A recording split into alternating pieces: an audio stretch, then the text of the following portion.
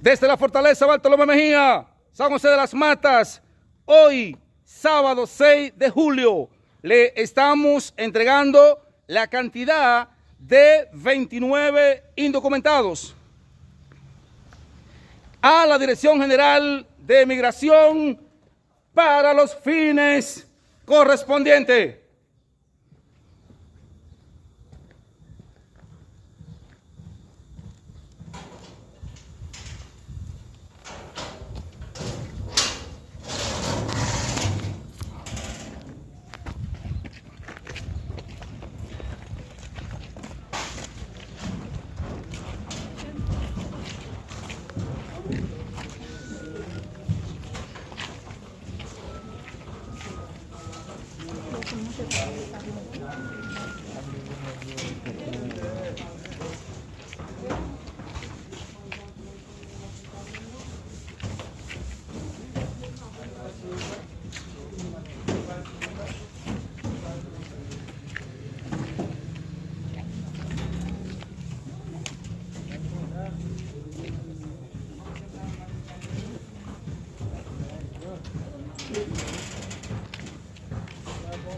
Pero camina, primo, esta casa es tuya, ¿qué pasó?